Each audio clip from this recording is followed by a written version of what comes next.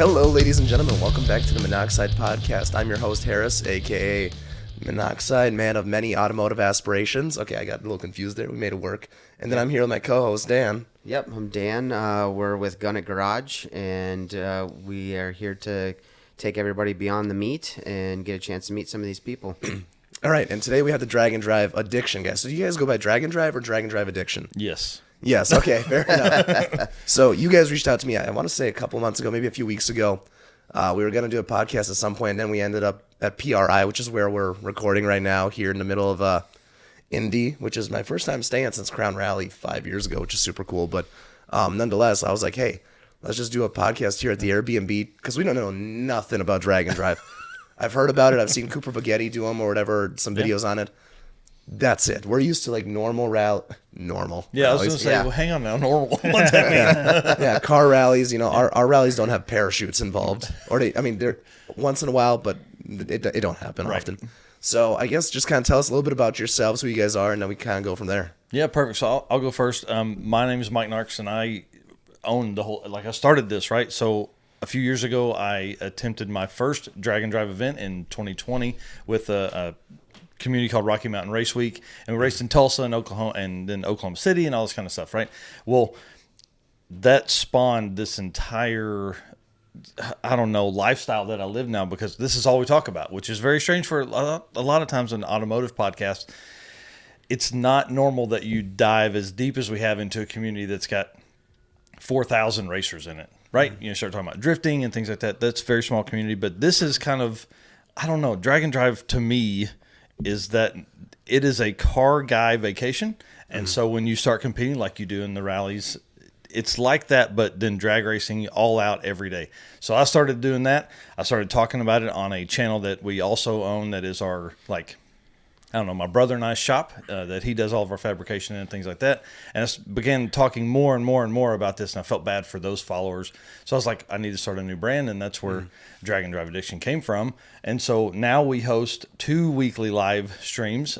On Wednesday nights, we host what we call the Drag and Drive Show, which is 2 hours-ish, something like that, with guests and news and stats and real deep dives into stuff. And then Saturday mornings for an hour, we do the Drag and Drive News, which is really just very rarely we'll have a guest on. Hard-hitting, fast. Somebody can watch that and get the info they need very quickly. And the notes in that show are getting way better. Yeah. So I'm the host of that, and I do all of the stats for the Drag and Drive community. And then Eric White is my co-host, and I'll let him kind of tell what he does.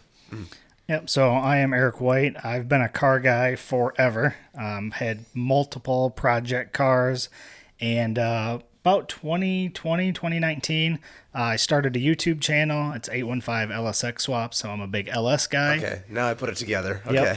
Yep, so I started doing that, and I was on a trip to Michigan to visit some family and was listening to a podcast looking for Rocky Mountain Race Week content and came across Narcoleptic Customs podcast.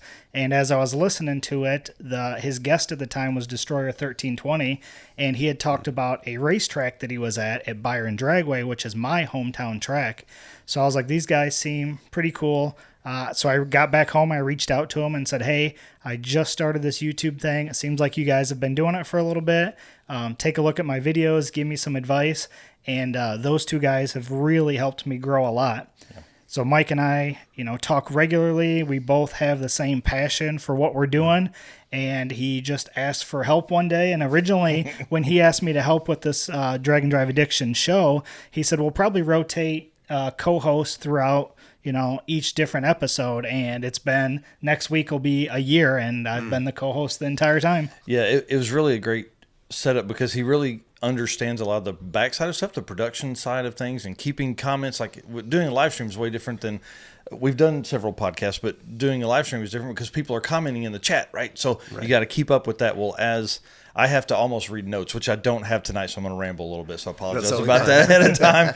But if I'm not reading notes and I'm not going through that stuff, he can keep the comments going. He can also put me back on track, which is a big plus for this stuff. So, he can keep everything moving on the backside. Then also he's kind of our graphic artist. I mean, he does a lot of our design work and things like that come on. So I have all of these ideas and these thoughts, and this stat world is brand new really for the drag and drive community. Nobody's ever gathered all of this data together in one place. So now that we're looking at it, you start looking at 10, 20 years. It must be the 20th year for Hot Rod Drag Week next year.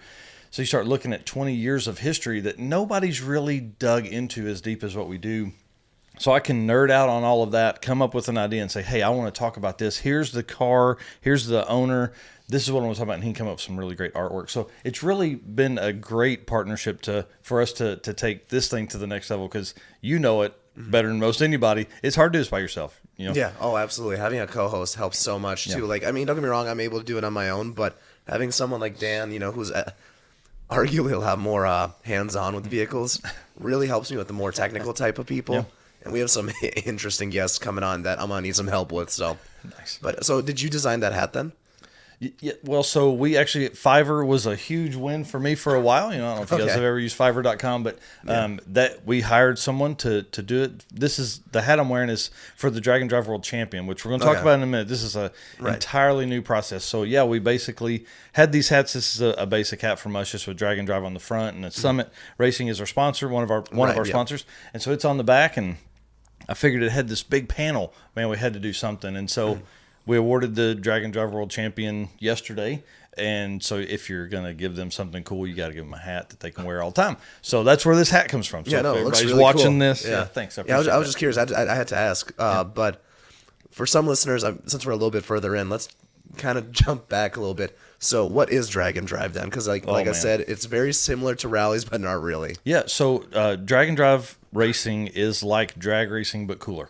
Okay, so imagine you are driving along, you trailer your race car to the track, which happens every weekend at every track across the country. Well, we take it one step further. We load all of the supplies and parts and pieces that you feel like you're going to need for the time you're going to be on the road, and that is, you are contained to your car. There's no support vehicle at all allowed on these, and you're driving your race car from track to track.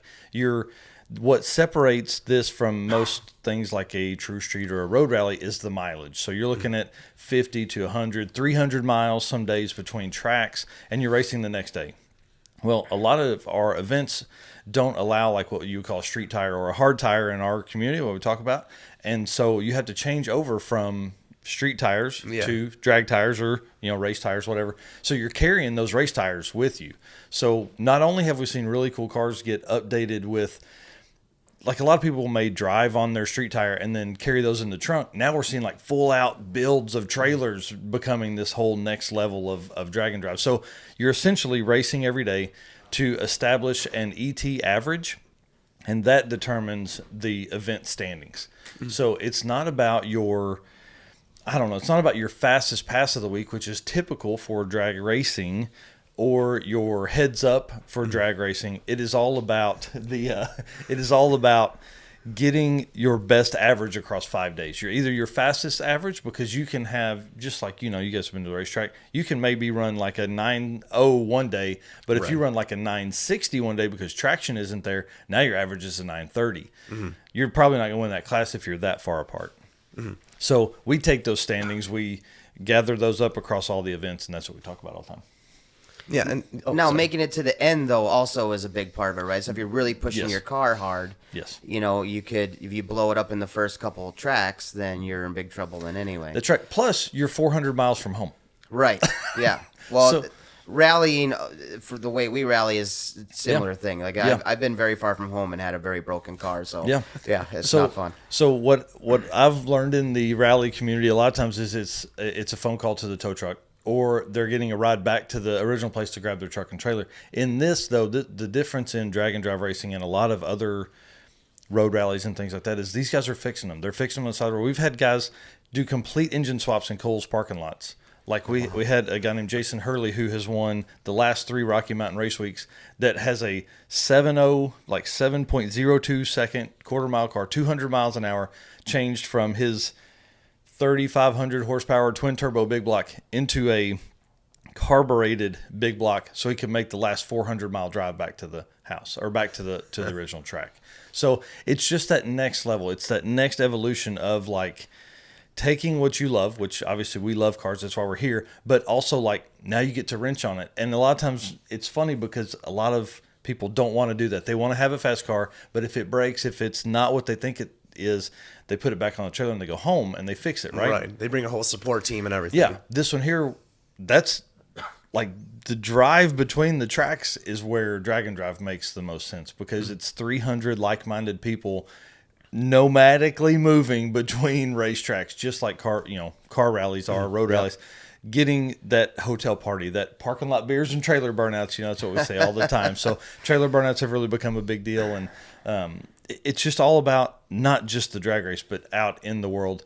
And if you're in a small town, which we drive 2-lane roads, which a lot of the rallies do as well, you're seeing parts of the country you would never drive by. Why would you take that if you're trying to get to the beach, to get to the family vacation? You're on the highway at 91 miles an hour. Now you're on the back road at 55 in your race car. And generally speaking, there's not money involved for winning these events. Yeah.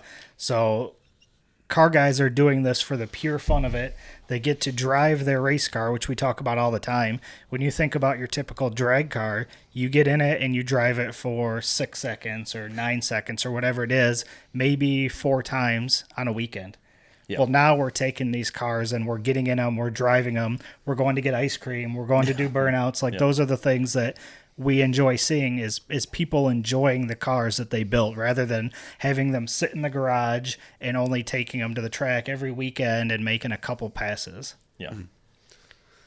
Yeah, I'll tell you, I gravitate more towards road course because I've done some drag racing stuff, and to sit in the car for 10 seconds, race, and then get back in line and wait for 2 hours sometimes or an hour, that gets a little frustrating for me. But man, I do love it. It's the exhilaration of it is great. So doing something like this would be just absolutely a blast. It kind of fills that missing gap, right? Like, I feel like you would really enjoy it because, again, it's like a 4-day event. There's some competition involved to it. I could just see you and Mark going at it. Yeah. That would be ridiculous. I mean, if you guys were the same power level, of course, but... Right. So do you guys do the tracks get rented out for just these events? Yep. And then is there usually typically an entry fee, kind of like in that same thing what we do with like a road rally? Yeah. What does the entry fee usually look like? Yeah, so anywhere from $300 to $500. So a lot of times less expensive than some of the rallies much that less I've been expensive, on. yeah. As rally costs went up pre-COVID, I began to be outpriced. We were looking in the $2,000 and $3,000 range to do a week-long rally, and that became unobtainable. What's funny though is a lot of these guys, when you sign up for a car rally, hotels are taken care of. Hey, we're going to eat here. Hey, this is what we're going to do this day. All this kind of stuff. Well, for us in the Drag and Drive community, no hotels are set up. That's what I was going to ask. Doesn't cover any of that because you don't ever know where you're going to be. Right. So there's like 2 levels of people. There's some folks that carry a tent in the back of the car in case they have to sleep in the parking lot. Yeah, right. There's some folks that will set up hotel rooms 6 months in advance. This is where we're going to be. For me, I'm carrying the tent in the back, and I'll book a hotel room at 3 a.m. in the morning to sleep for 2.5 hours, which we've done in the past. And because there's no reason, because I don't know where I'm going to be. So that'll be a good story. We'll tell that story later. Why we had to. I paid for 2 rooms that night in 2 completely different cities. So now, speaking of at night, I saw some of these videos. Do some of these cars don't have headlights, or they have stickers where headlights should be? Is that a thing that we can or cannot disclose on the air? Or? So what's cool about these is we're taking race cars and we're making them street cars again. So for most of these events, you have to have working headlights, taillights, blinkers.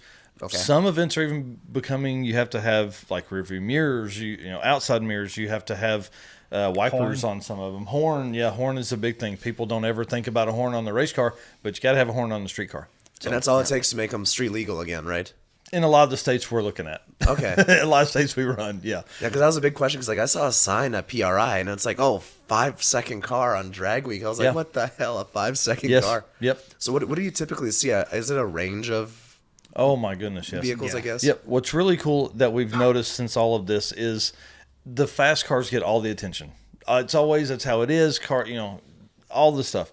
Well, the largest group of cars, and I haven't done the math for this year, But for 2022, the largest class was 10 and 12-second cars. So a car that you can literally take a late model Mustang, throw a Whipple on it, and now suddenly you're running low 10s consistently without having to have a cage. You can take that car and drive it everywhere, right? So we're seeing a ton of growth in those sectors, and those are the guys that are having the most fun, to be honest. The guys that are running 6s and 7s and low 8s, that's a hard car to campaign because you're not driving on your race tires at all because they're big floppy slick tires, And another up and coming class has really been the stick shift. Stick Yes, shift has crazy grown. growth. Yeah, in the last couple of years. I mean, you know all the statistics, but really it's been evolving like crazy. We've been seeing so many stick shift cars. One of our buddies is at PRI with a booth and Bang Shift Billy, and he's got products designed specifically for those stick shift cars. So that's another class, and it's a lot of fun to watch. Those guys are wild as they're banging through gears and the car's bucking around, but it's a lot of fun to watch. Bang Shift Billy or Bill Armstrong, he drives, doesn't even own a truck and trailer, okay? Drives his Fairlane 65 or 67, I think it's 65 Fairlane everywhere. 20,000 miles a year, 10,000 miles a year, pulling a trailer, makes 1,500 wheel horsepower, small block Ford, stick shift, 6-speed, cruises everywhere. I mean, like that's what this style event has done. Like those guys would typically always have a truck and trailer, and if something broke, they'd be scared and they would just load it up on the trailer and take it back home and fix it and come back out and race later. That's not the case. These guys have had, like Rich Guido is the Canadian Chuck Norris. We awarded him with one of the Drag and Drive Ambassador Awards because he drives from Canada. He put 25,000 miles on his car this year, and it makes 1,300 horsepower, 65 GTO, stick shift car, 1,800 RPMs at 81 miles an hour, pulling a trailer. Just crazy, big block Pontiac. I mean, it's really one of the coolest cars that's out there. And those two dudes race each other all the time. They're like best friends, right? And arch enemies. But the stick shift class has been crazy. We've seen cars used to a 10-second stick car was fast, and you broke stuff a lot. Now we're seeing Chad Fegley has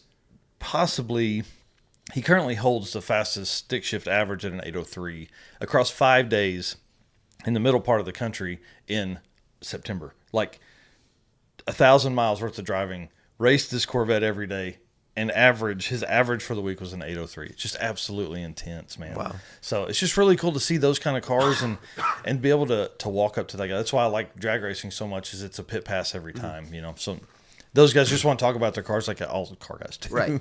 At the end of the day, it all turns into a parking lot party, right? That's what we always joke about too with the rallies. That's you can get us fancy hotels, you can do whatever. We'll be on the parking ramp, in the parking lot, hanging out, drinking beer out of the trunk. That's how it always ends. That's exactly right. Yeah, Yep. and the cooler game has been on the rise lately. We've seen a lot of like trailers built around like this really cool cooler in the front and stuff like that. So, having to fix something on the road. When we did rallies it was a lot of higher end cars. Those guys aren't. You're not going to go to O'Reilly's and buy an alternator for like an Aventador or something like that. You can go to O'Reilly's and buy a alternator for a 65 GTO. Mm-hmm. So, well, you can get plenty of Mustang parts, though. That's what I rally with. So a couple hub assemblies I've had to do on the road, parking ramps. Begging somebody to give me a ride to O'Reilly's to get some parts. Yep. Yep. Yeah, electric scooters have saved a lot of folks. Oh yeah, I bet. Yeah. Yep. Yeah, it's pretty cool, and we saw some huge growth this year. 11 events in 2022, 33 events in 2023 across the world. It was absolutely crazy to think that there's more than 4,300 racers participate in events this year. It's just man, nuts. that is crazy. I mean, the racing industry is alive and strong, man. Oh, yeah. I feel like we're in the golden era right now. I'm telling you, this is the good old days. We're going to look back in 25 years and be like, wow, we lived in this, because every segment is growing. Everybody is doing something cool with cars. I think we're just getting further along with technology too. I mean, right? They had to dumb a lot of things down because of the EPA. Then we changed the technology. We figured out how to squeeze the horsepower out, still meet emissions. Cars are now, you got Chrysler 200s with 200-300 horsepower. I mean, it's like just little V6s and stuff, just cramming out stuff. So, yeah, it's great time. I mean, it's fun. And with social media, the reach that everybody has. I mean, like, you live in Minnesota. This goes on here. Like, I live in Arkansas. We're at PRI right now. But if we weren't, we'd be doing this over, Zoom or whatever we use to get that done, right? Yep. And you wouldn't have done that 20 years ago. There's just no way it was going to be possible. Yeah, I always It's tell so different. Yep. Yeah, I always tell people, like, since I started this YouTube channel, I talk to people like Mike every day, other car guys all across the U.S. I talk to them more than I talk to people in my own town. Yeah. And it's like going to the track anytime you want. I can pick up my phone and talk to Mike about car stuff any time of the day. And like you said, 20 years ago, we would have never met. So yeah, it's really crazy. So I'll give a little bit of history if you're cool with that for a second. Go for it. So Hot Rod Drag Week began, Dan and I were talking before this about One Lap of America, and that's what kicked this off. Like, Freiberger saw that. He went through, he went on that event a couple times. Yeah, give a little background on what that event is. Yeah, so One Lap of America is essentially a road rally where you're going to, and some of those tracks are 600 or 700 miles apart. And so these guys are going to drive their race car to each of those tracks for 7 or 10 days, something like that. I can't remember the day count, but they're going to race they're racing to get the best average across all those tracks. Well, Freiberger took that because he's a drag racer, and then added, the whole element of drag racing every day for your average. So he basically took the plan from One Lap of America and worked it into drag racing, which is really cool. So 2005 Drag Week, there were 40 something cars, and the fastest guy won with an 850. Like, that class now, there were 35 cars at any drag and drive you can talk about, but mainly Hot Rod Drag Week this year. There were 35 cars in that class that ran in that 850 class, and the top 6 cars had an 850 average, or 85 average, sorry. The winning guy had an 850. It was the first time in history that anybody ever do that. So at different tracks, I mean, that's what you got to understand. Like, these guys there's 300 cars having to make passes at the track, so you got to get in where you fit in. Then you got to make enough passes to keep your average low, and the 850, like any index or class like that where you can't go faster than that number, is so tight with tuning windows and things like that. I love the 850 class because that's a car you can get in. It's got a single door bar that goes down. You can climb over it easily, and that car still looks like a regular car. A lot of times you move faster than that, you're doing carbon or fiberglass fronts. You've got some Lexan windows and things like that. And What do you car see cages. in that 850 class? So, like, give me the top 5 cars. Are we talking late model stuff, or with classics? Is it a mix of everything? Is it? Yeah. It's everything. Okay. So currently, Dustin and Steve Trance own the record in that class with the 2005 Mustang. 2005 Mustang that has a turbo LS in it. I mean, everybody knows turbo LS is like the way to go, right? But they've got turbo. It 4. is, unless you put it in a Mustang. And then yeah. Right. So they were one of the first. Maybe it's newer than that. It's an S550 car. So it's newer than that then. Whatever year model that is, I can't believe I can't remember that. It's not an 05. But anyways, so they've built that car. They built it specifically to race in that class. So that's the number one car. You've got Brian and Jay Acton, who are one of the most fiercest competitors in that class. They run a 70 Nova. There's like Randall Reed runs a Fox body notchback. I mean, there's a little bit of everything in that class. Rick Steinke runs a 4-door 67 Malibu, like big car that he runs 850s. There's all these cars, and that's what's cool to me about the 850 class is they are still all cars, because like you can probably do that with 1,000, 1,200 horsepower or something like that. And we just had the 860 index at the NHRA, and there was 8 cars there. Yeah, it was special invite only, and that's going to become a new class. It's called NHRA Street Legal, and so it's going to be an 860 index. So they'll be racing towards an 860 without going any faster. But that's an 850 in drag and drive. So it's still a little bit of outlaw stuff. This is probably more in depth than your folks will care to listen, but I'll explain it. So if you are cage certified to an 850 in the quarter mile, you cannot run faster at an NHRA event, it's an NHRA sanctioned event, or you will be booted. Okay. Mm-hmm. That's why NHRA always has like a 610 index or an 860 index, which is coming. So those guys can run like an 857 and not get kicked out. Drag and drive is a little different because they are private track rentals, and we don't only use NHRA, we use NHRA, IHRA, WDRA tracks. And so you are racing, but you're not submitting your time each pass you make. You only turn in the time you want to. So let's say you run, I mean, dude, how many 848s, 849s did we see come through at drag week and they can't turn those times in. You can't turn a time slip in faster than what you're limited to, right? So these guys are making multiple laps trying to get that time. And that's probably, I don't know if that's going to change. We can get into deep dives and things, my thoughts and theories and stuff. But as we move forward, I think we're probably going to see some times back up a little bit to kind of match some NHRA things. So yeah, 850 cars everywhere. It looks like a regular car. They could be in a parking lot with regular factory wheels on it, and you would walk right past that car and not even think anything about it. Wow. Yeah. So what about ooh, nice voice crack? What about strategy? Is there a little bit of strategy to how you attack each track or to survive the week? Yeah. So there really is two very, very different strategies that go into this. One, the first thing is just like you said, survive. Yep. Right. So your car ragged edge may run 850s, 852, 855, but that's the ragged edge of what that can do. So you may back it up and survive the week at an 865, but you made the week. And that's where Eric's talking about. They're not being cash. There's like these bragging right trophies essentially that are given. I mean, they're like for drag week, it's a plaque. For other events like Redwood Rally, which you got to go by that booth tomorrow. Yeah, we swung by today. Oh my gosh, I love that trophy. It's like a hand cut, fallen redwood trees that they cut those trophies out Check of. that out again tomorrow. I saw it sitting there, but I thought it was just part of their display. I did not realize it was the trophy. That is awesome. Yep. So it's really cool. And one guy does all of their trophies. I mean, it's really neat. So we're seeing a lot of this really creative stuff. But, these guys aren't racing for money, which makes things a lot more fun because you guys know once you start putting money in and everybody gets really, really competitive, things become not fun anymore. And so Drag and Drive has always done a really good job at not bringing in anything that makes it that next level. Because again, we talked earlier, it's a car guy vacation is what it really started as.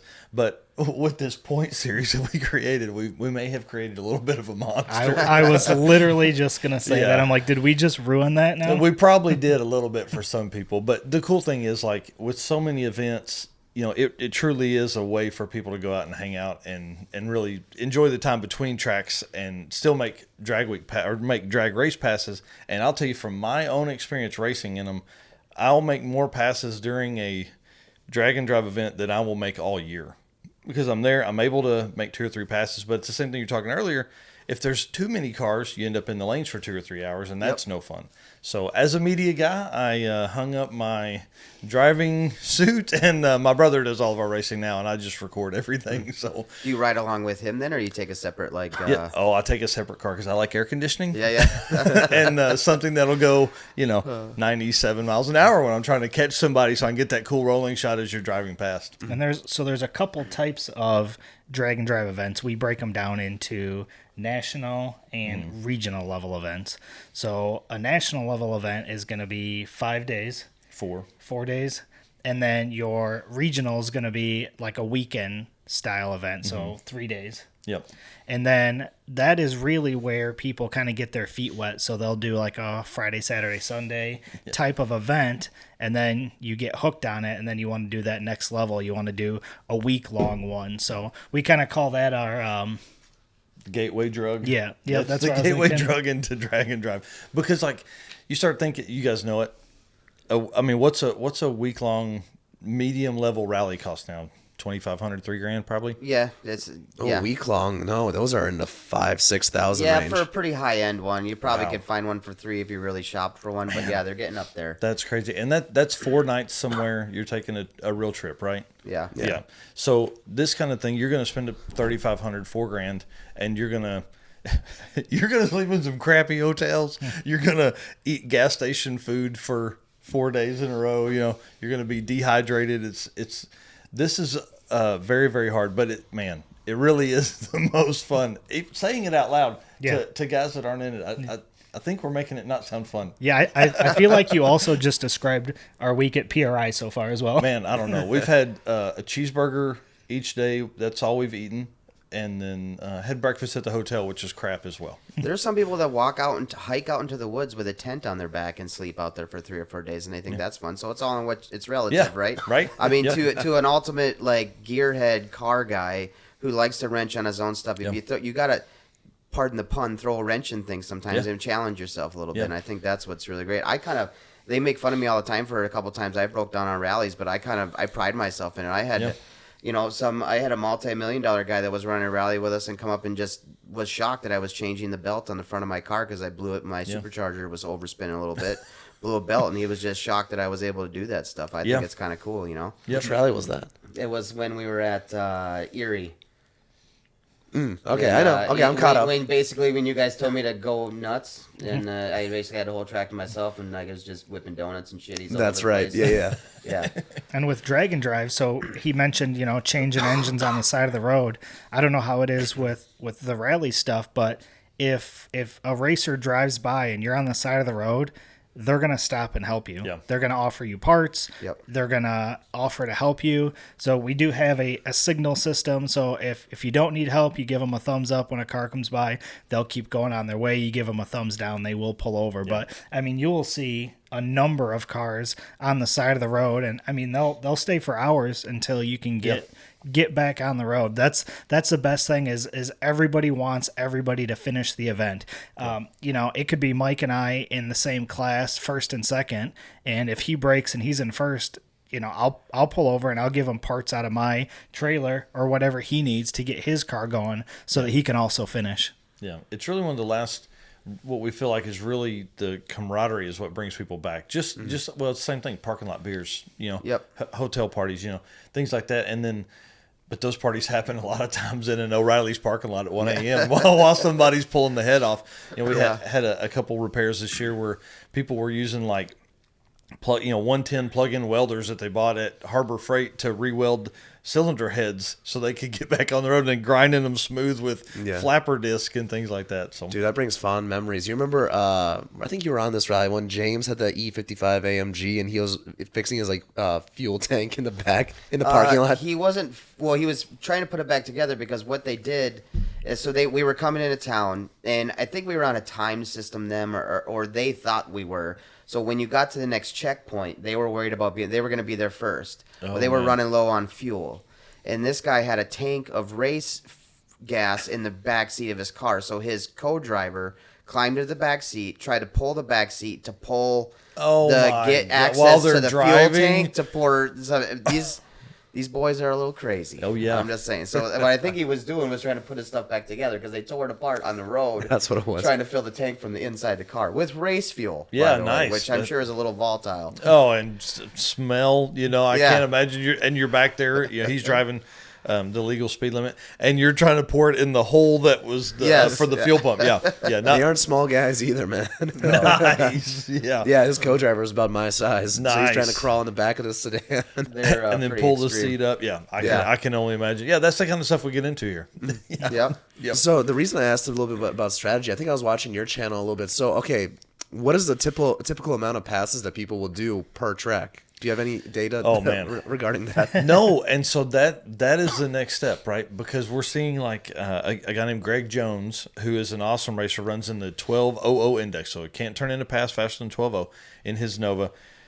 He will make, in 1 week, he won the class in Rocky Mountain Race Week when they raced earlier this year. He made 15 passes that week, okay? Mm-hmm.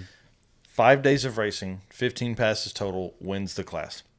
He comes back to Race Week, which is Rocky Mountain 2.0 we call, and he made 12 passes in 1 day to get his best pass. So literally the same guy may make 15 passes in 1 week, and he may make 45 passes in 1 week. Our buddy Zach Stevens was at the award show yesterday, and he is the number one 12-second racer across all events.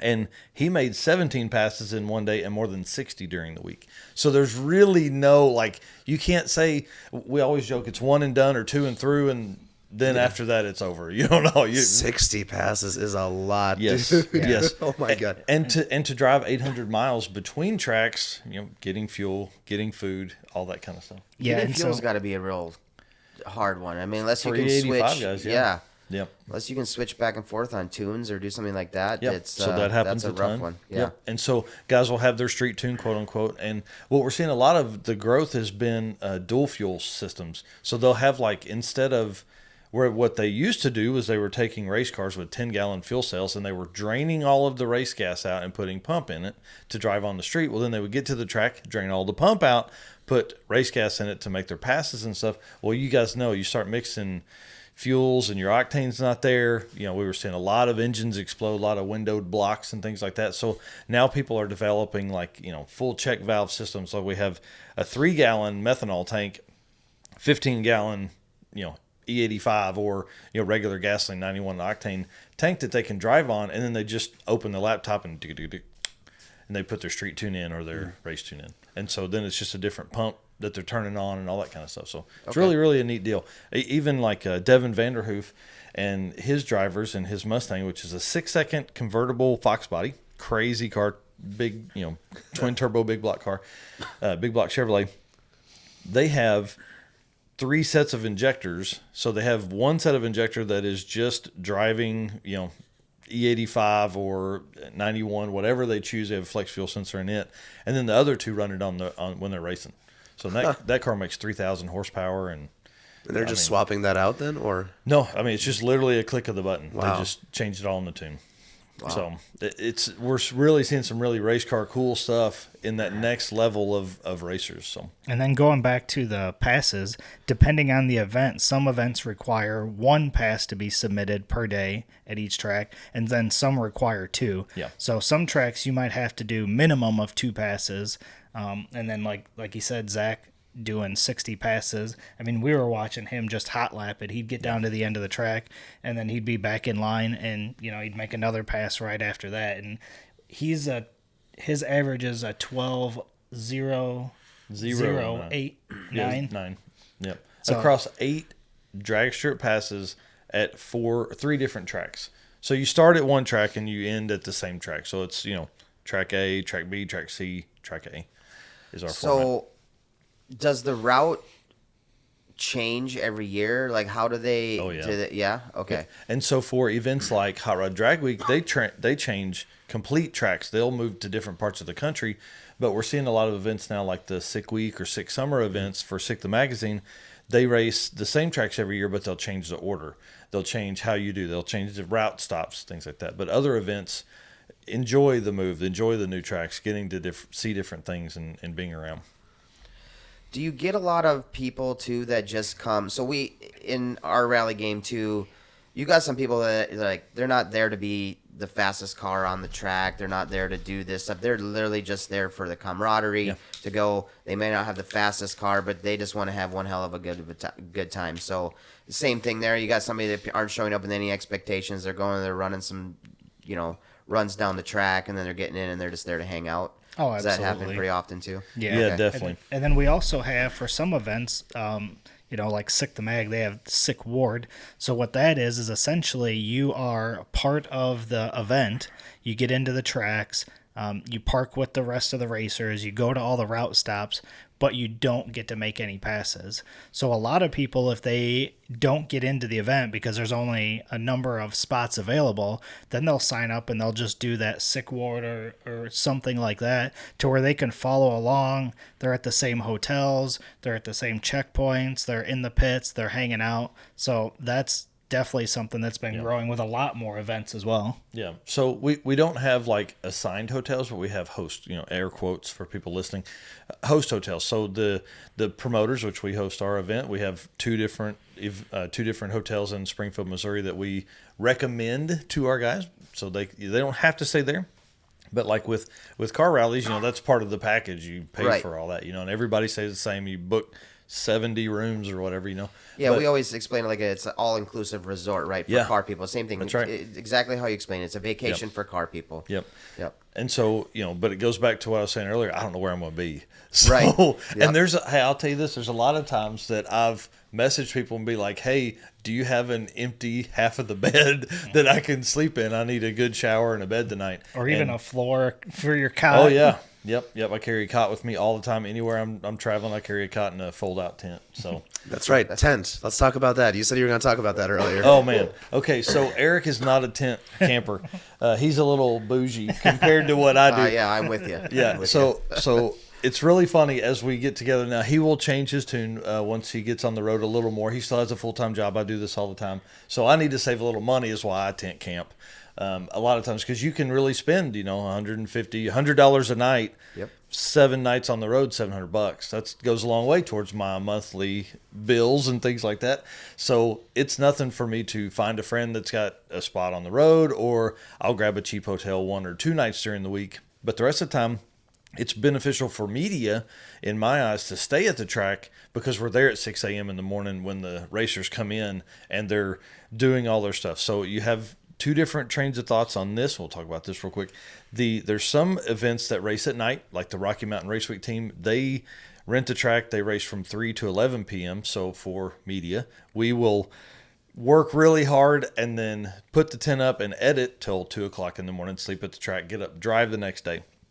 For events like Hot Rod Drag Week, Sick the Mag, Midwest Drags, they race in the mornings, so the track will be hot from 8 to 3, and then they drive in the afternoon. I prefer night racing because, 1, you have more spectators, but then 2, your adrenaline is to get you to the track. You're driving your 300 miles to get to the track, to get to do something. Where if you race in the morning, man, you can really spend a lot of your energy doing that and then have to drive 300 miles, Right. Okay. in the hot sun. So we ended up in several situations this year. Charlotte for Drag Week, there was an accident on the highway. It was like 92 degrees outside, and these guys are sitting in cars with no interior comfort at all. Literally, a 212-degree transmission is under this sheet metal that's next to you, and it's radiating in the car. And one guy sent me a picture of his temp gun is 147 degrees. In the car, you're in traffic. There's nothing you can do. So and at that point, you really can't turn the car off. So you're kind of stuck because what are you going to do? You can't push it. You're moving at 2 miles an hour average. So it's really been really cool to see the upgrades in radiator and cooling technology that Drag and Drive has brought to the entire, I would say, car community, because these cars have to live at a high horsepower level that nobody ever cared about before. What about I guess what's the longest 1-day trip that you've seen, I guess? Because if you're sitting in a 147-degree sauna, Yeah. I'm curious, is that like a 25-mile drive, a 100-mile? No. So there's no event that has less than an 80-mile drive that I know of. Wow. For each day, and that's really where we kind of start qualifying what is and isn't a drag and drive in our opinion. Now this is 100% our opinion and what we track, right?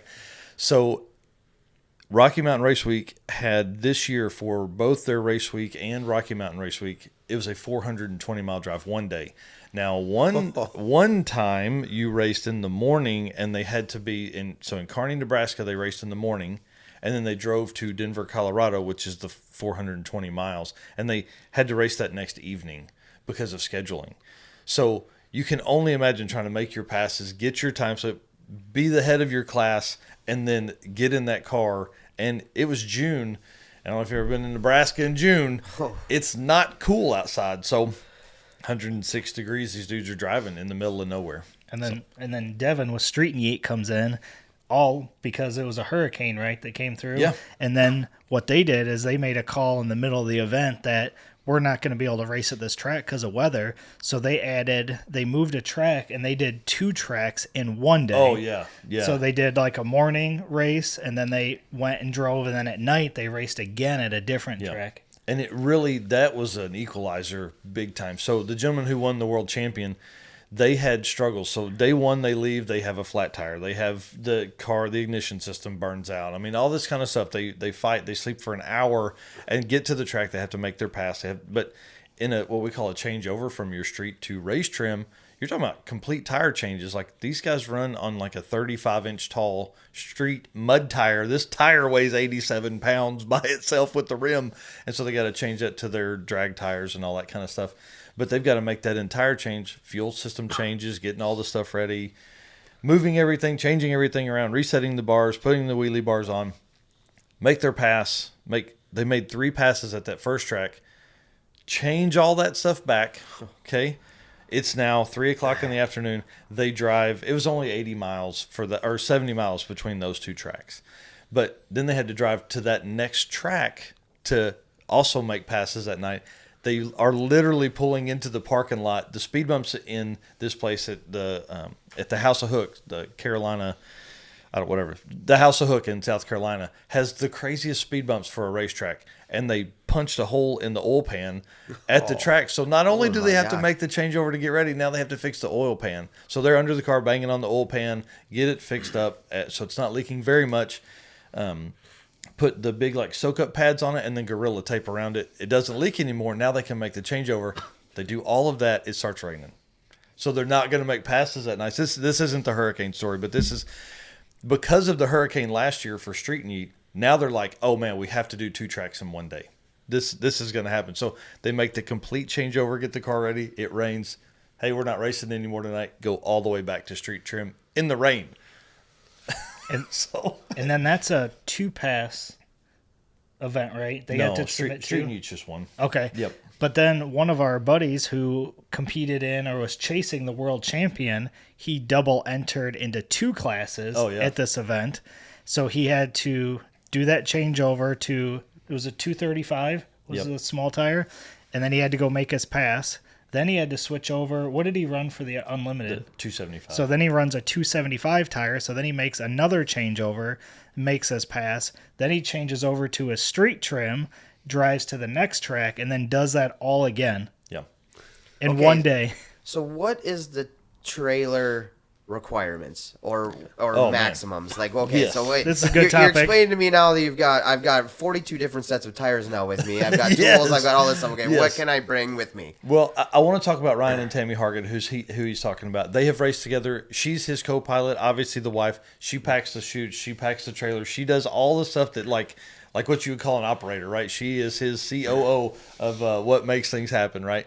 So they were making so many passes that she literally told him, this is your last pass. You either get it figured out. I'm not packing another chute till we get to the next track.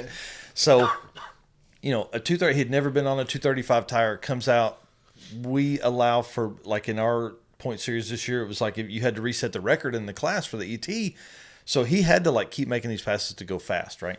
So never been on that tire, never had any suspension setting in that.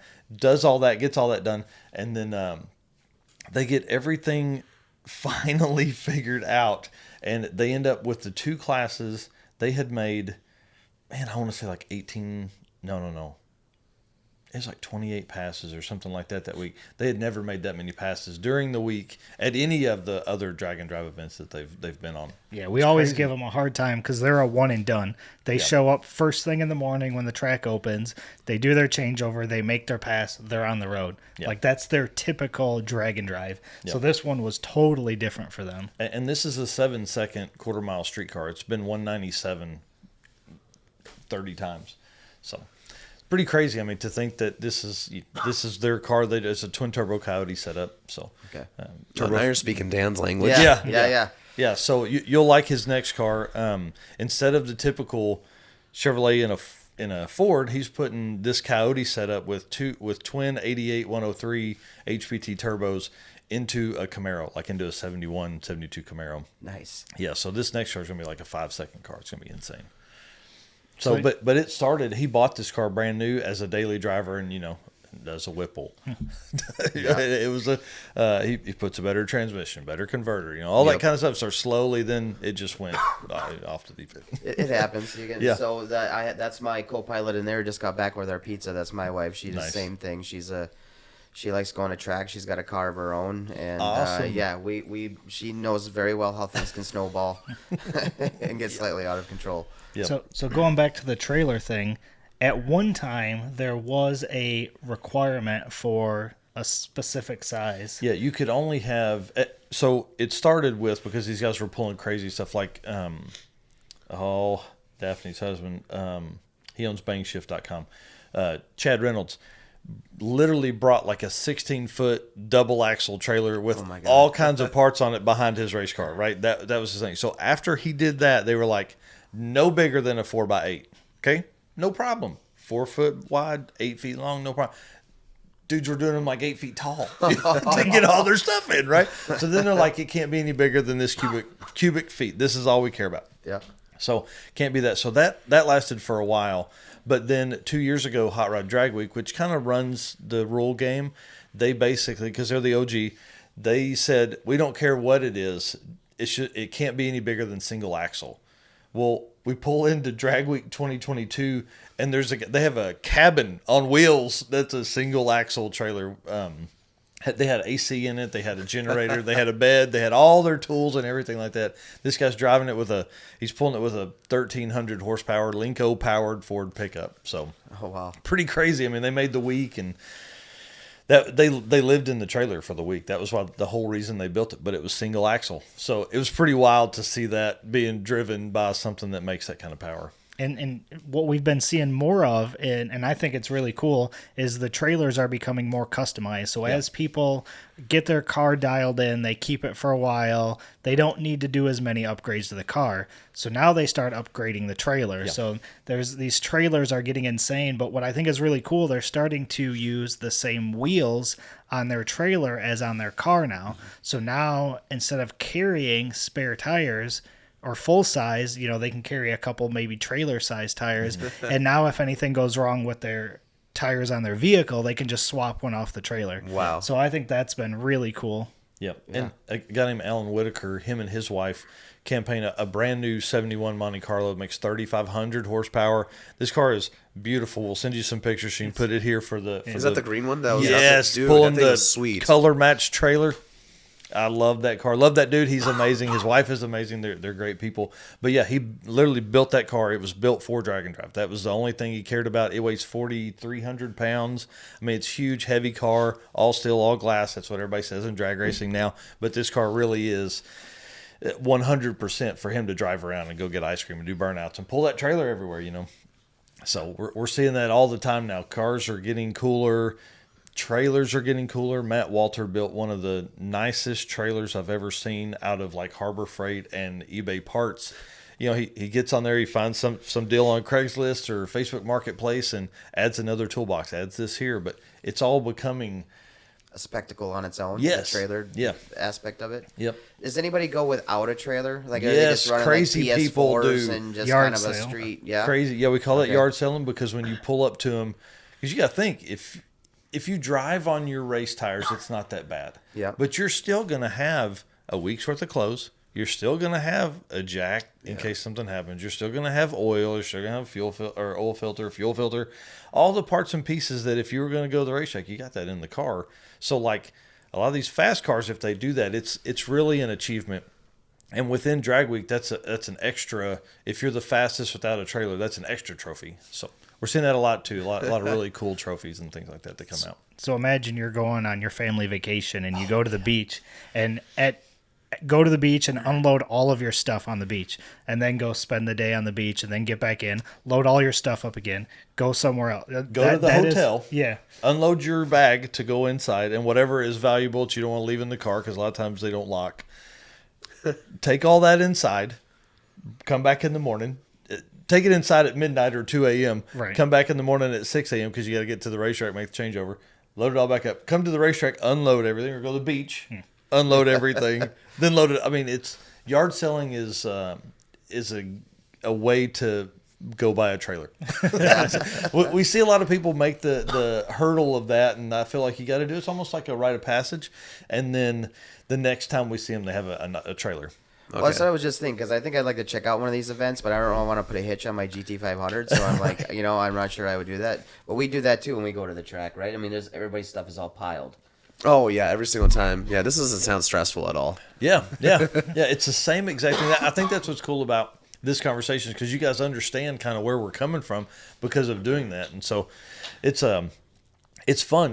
We've been doing this. I've been really following this stuff since 2020, really, and before since I went to the first event that I attended, and it's only grown in leaps and bounds. COVID, if anything, helped us get more people's cars done. There were a lot of cars that were being built over years and years of time that nobody had time for. Now suddenly they had time to finish them. So it's really cool. It's completely different right now, man. I think, especially with social media these last few years. Yeah. I mean, I think content production has become so huge. Like people have gotten so good at promoting events, and more and more people are finding out about this. Like again, I found out about Drag and Drive. I want to say 4 or 5 months ago.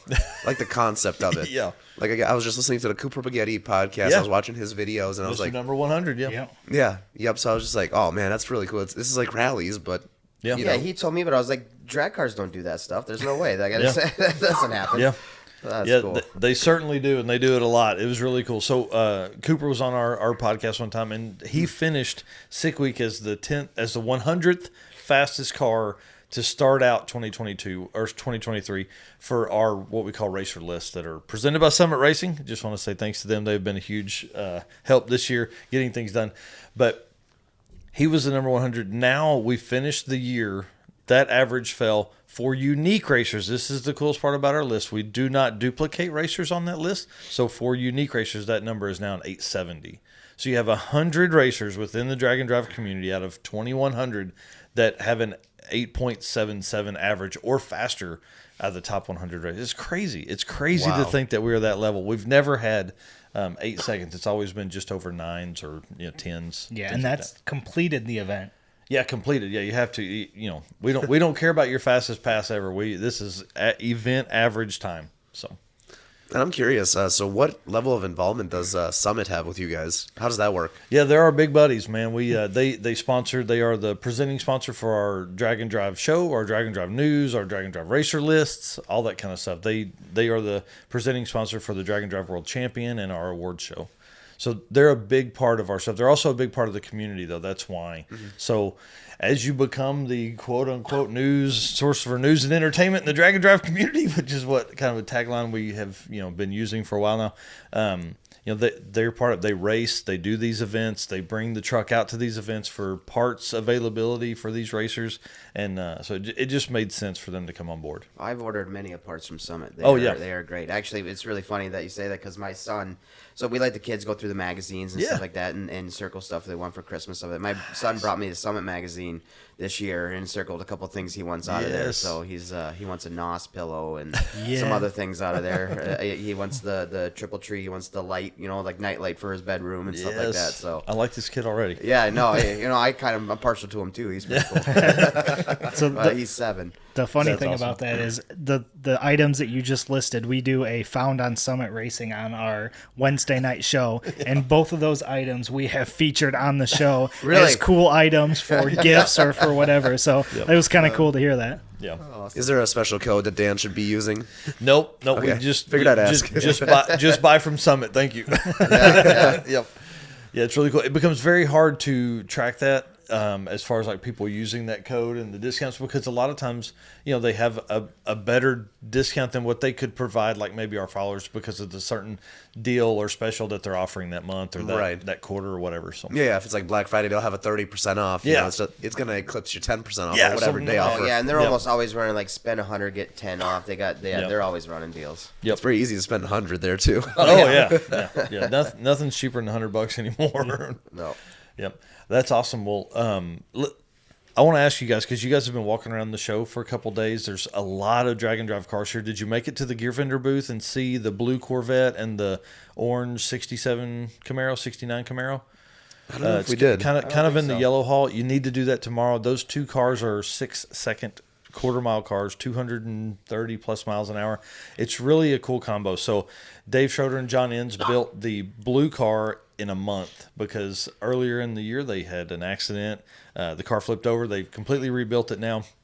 It is there. It is a nitrous, 4 stages of nitrous, 872 cubic inches power. Like this car is absolutely insane, and they drive it everywhere. And then on the other side, you've got Tom Bailey with the SMX power, which is Steve Morris engines, big inch twin turbo.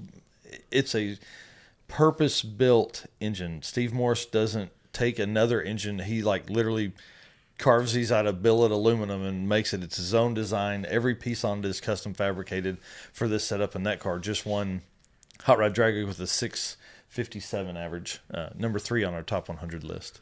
So, What's number 1 at? it's a square body S10 from a guy in Sweden that doesn't even own it anymore, and it's a twin turbo LS powered, built by Ace Racing Engines in California. And what was that average? Do you remember? 646. Jeez. Yeah. And that was across how many days? 5. 5? Yep, in Florida. So Sick Week has kind of become, Tom Bailey says all the time, the Super Bowl of drag and drive racing, because you're going to tracks. It's the first event of the season. Everybody's stuff is fresh because they came off of Drag Week or Midwest Drags or Rocky Mountain Race Week, and they got their cars ready again, and now it's time to come out in February. So the air is great, the temperature's great, the tracks are great, the tracks are ready to make passes. And so Sick Week, we really see a lot of people throw down big time. Is there one that you would recommend to somebody if they just want to get their feet wet? Whichever one you can get to. They're all about 500 to enter. There's some that are 475, 450. There's some that are 550 and 600. I love regional events. One, because I host one, but then two, I feel like it if you wanted to try one, there's a lot more regional events. There were 20-something regional events this year compared to 13 national level events. And so guys like you taking a week off from work, you may have a rally that you go to every year. Well, now if you have 1 week that you're going to do your guys trip, quote unquote, now you've got to not do your rally trip because you're going to do one of these. Well, now you can do weekend events and knock that out. So whatever part of the country you're in, I would say grab the one that's closest to you. Or I love the Rocky Mountain Race Week family. That's probably, obviously it's what started my entire dive into all this stuff.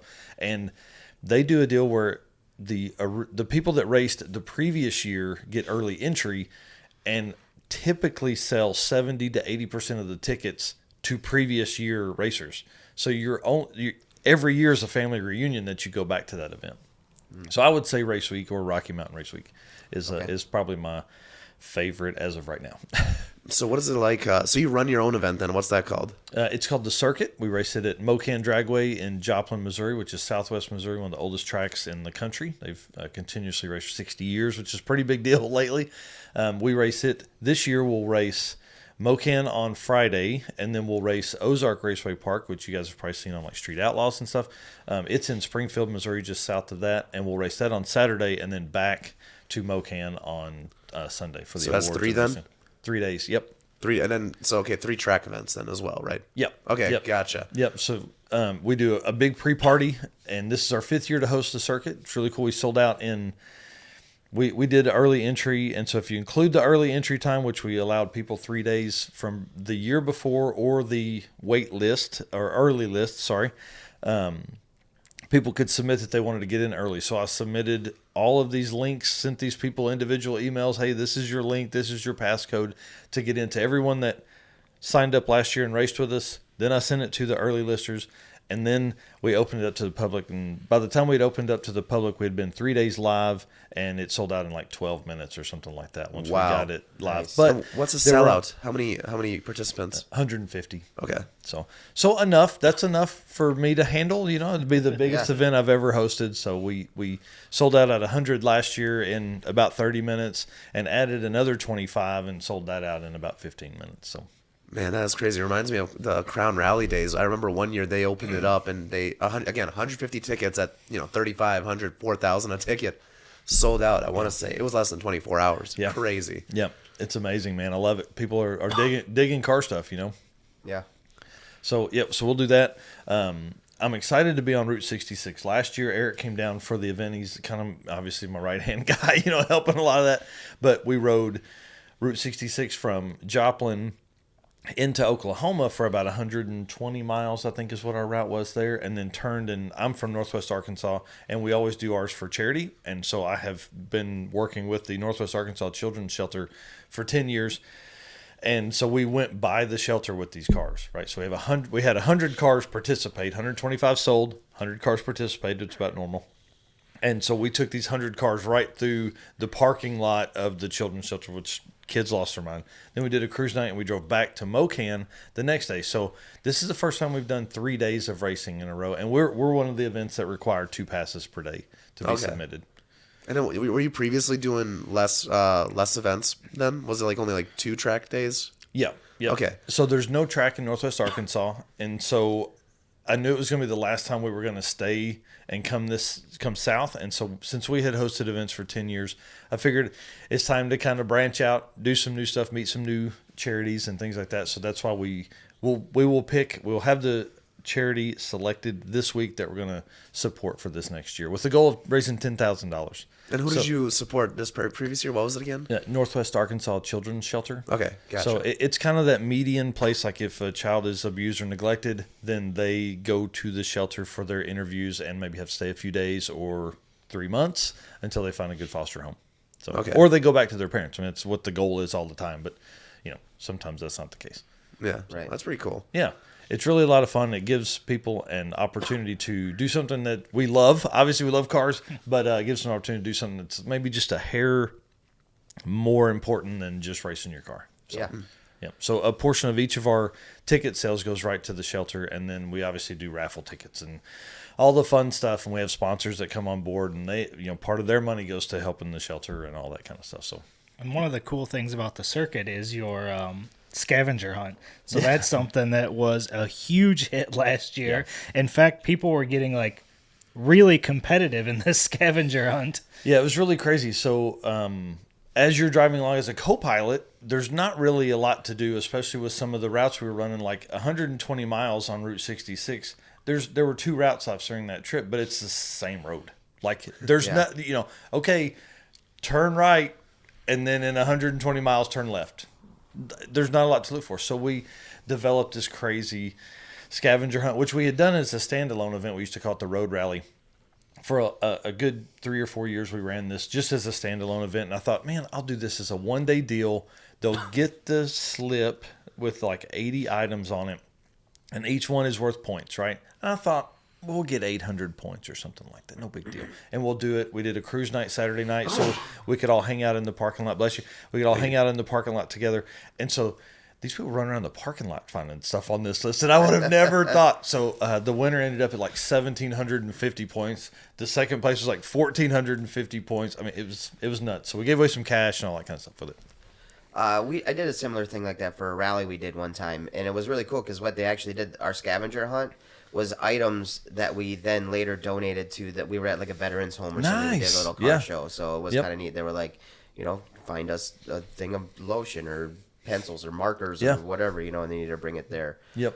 So yeah, that sounds fun. And that's one thing that, like I said, my wife is really good at. So that's what her co-pilot. That's awesome. She's got to find the riddles or get the picture or do the scavenger hunt stuff. It's kind of fun. Yep. And it gives people a reason to, because of last year's event, we didn't have anything between. We didn't have a second track day. Now it'll be different this time because it is going to be more stressful because people will have to make their passes and get on the road, but this one allowed folks to kind of spend some time around somewhere looking for a bathtub. Okay, that's not hard to find. You go to Lowe's. Well, now if it's worth 10 more points if you find a bathtub outside. Then it's worth another 5 points if it's got water in it. Yeah, so you can do all that nerdy, dorky, dumb stuff, but it allows those people to have a little more fun and a little more time. So always did that on my rallies. I mean, it wasn't a physical scavenger hunt, but we'd be oh, you have to find the frog, and then people would always find we had one where we had to find I think it was a lamb or a sheep or something. And it was supposed to be a painting or a statue or something. Some dudes went to an actual pet zoo. Yes. And I was well, it's not the one we were looking for, but they're not wrong. A sheep, yeah. So then we had all these people trying to finesse the system. I've been bribed before by your best friend. Yes. It's ridiculous. Yeah, bribery works as long as it's a donation in our world. That's the way we feel. It really is.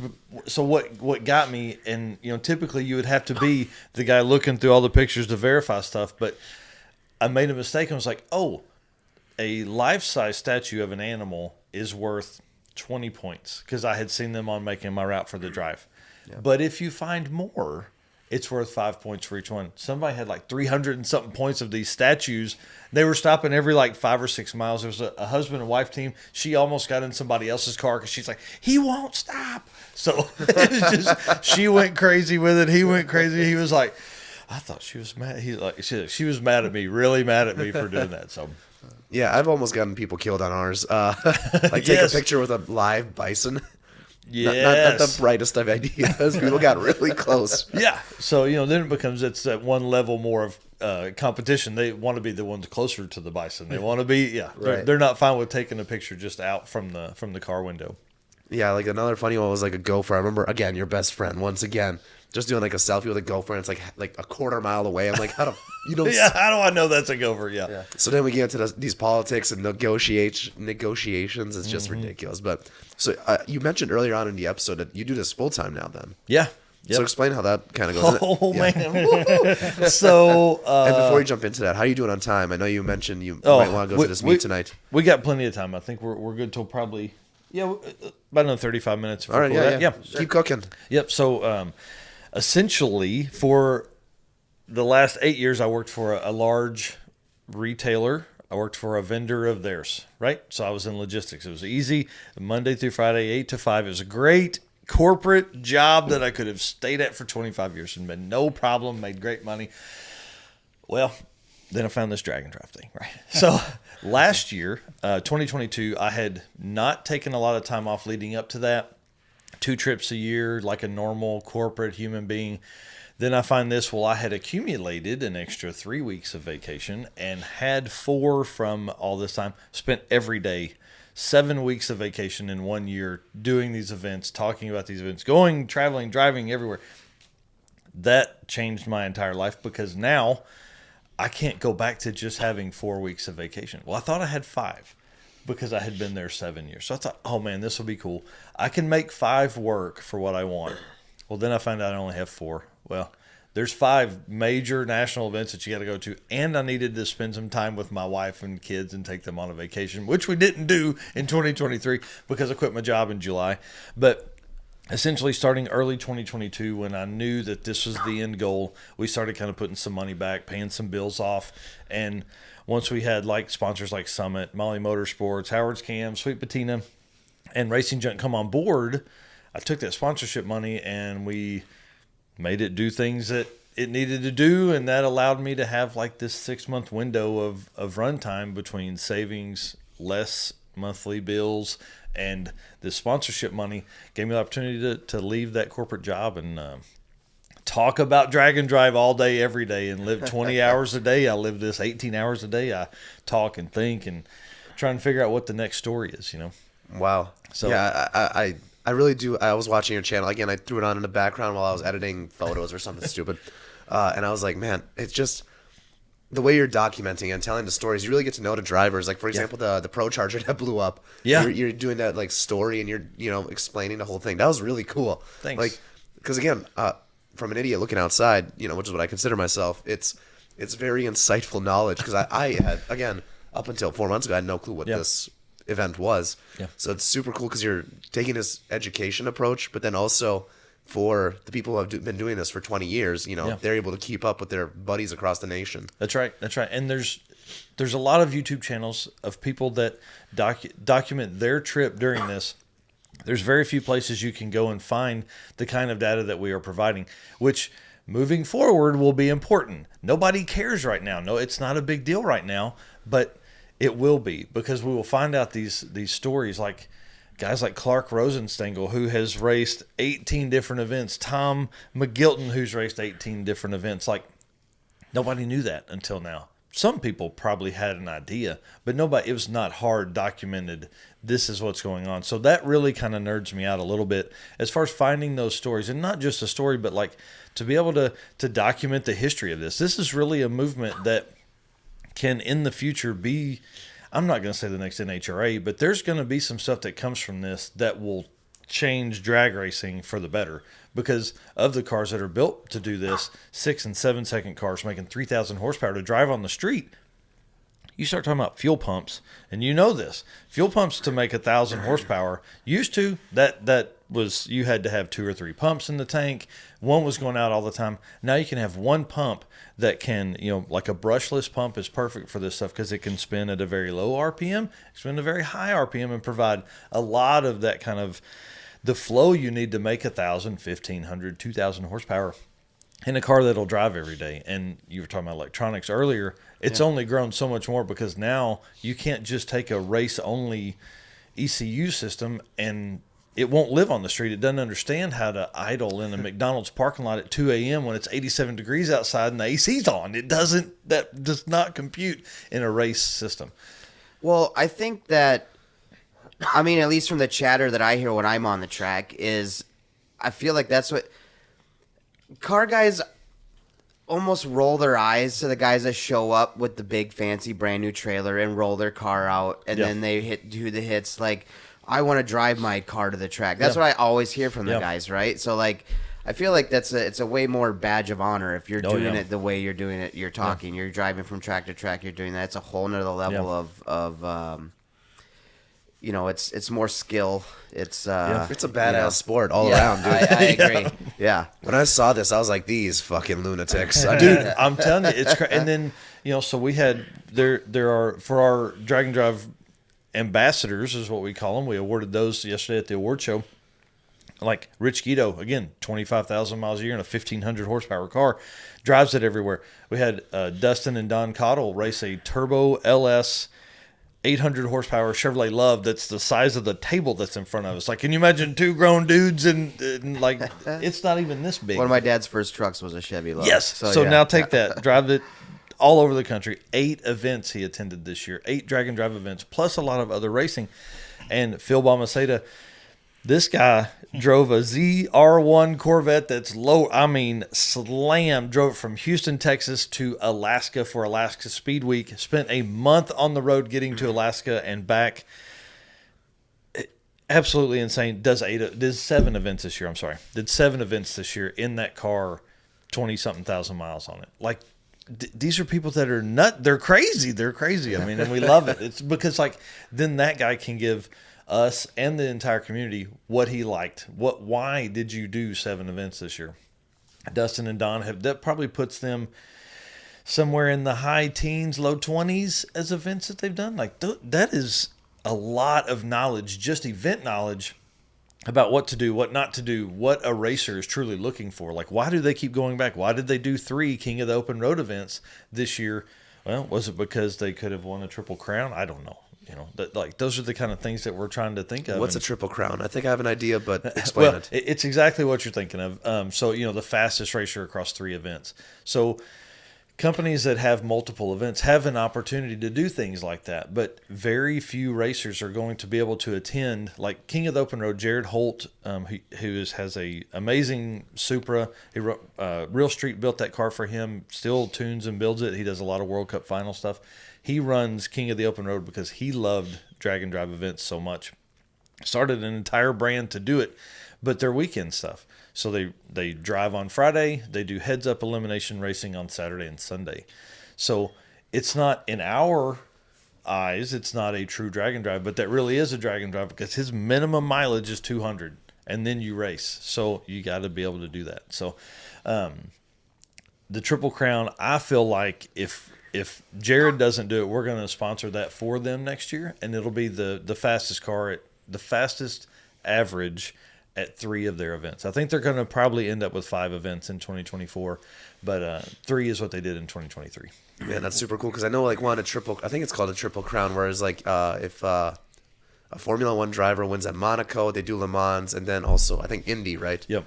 I think that's like the biggest Triple Crown, I guess, for any racer, right? Yep. Yeah, so that's really cool. What about scheduling wise? Because like, is there a rest season or is stuff going on all the time? No, not anymore. There used to be. So used to you would have events that would run typically like May through October. Really, you'd maybe have one event early October. Now we're seeing events. Southeast Street Meet ran middle of November. Then we kick off the season with Sick Week at the end of January. So there's really no downtime. Okay, so like a 6-week window of just chill out, rebuild your stuff. Yeah. And then I guess who has done the most events? Like who have you seen? What name comes to mind? Yeah, total events ever. Really, you're probably looking at Dustin Cottle or Tom McGilton. Tom McGilton has done a lot of national events. At one point, I know I'd counted 17 of his to do national events, starting as early as 2008 or 9. And he took, this is a really cool story. He's probably in his 70s now. He took a ZR1 Camaro. ZL1 Camaro? ZL1, I think it's ZL1. Yeah. He took it, had 40 miles on it. He took it and had it built. Like big tire Pro Street car, big fat tires in the back. Like the newer ZL1, correct? Yes. Okay. Yeah, like this was literally had 40 miles on it. Took it out and sent it to, I think Larson built that car. Larry Larson built that car, and it still has the full Camaro interior. Like it's a brand new 2017 2011, whatever. I don't know. I can't remember the years anymore. This is bad.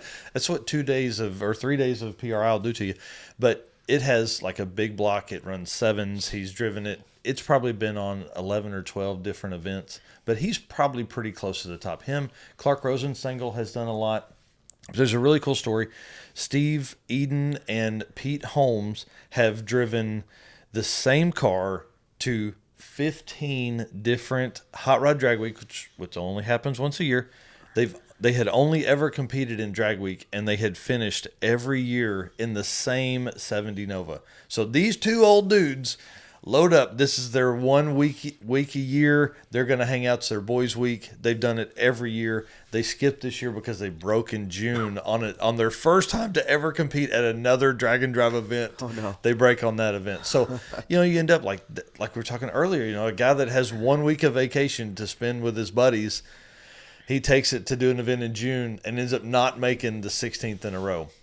So, but that's a 12-second car. Always been anywhere from 10 to 12 seconds. But it's these two dudes that are now in their probably 60s, I would say, that are racing every year together. They're best buddies. They talk every day. They don't even live in the same town. They talk every day.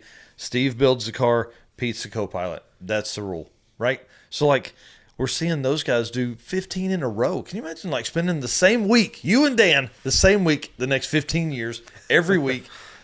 Every year, that's the week you're going to spend together in that same car. I think we're on 4 or 5 years now. Yeah, I think we're going on that much. Yeah, Nice. Yeah. Nice. And in the stories that he's telling, that's some of the best part about Drag and Drive. The stories of the racers and the events, or another one that came to mind is Sandra Fontaine. They just built a Mustang to do, was it Drag Week they did it? Yep. This was her father's car. Her father's race car. Yeah, and I don't remember how many years it had been since it had been raced, but they made this mad thrash to put it together so that she could take it on Drag Week. Her husband has a car that he raced.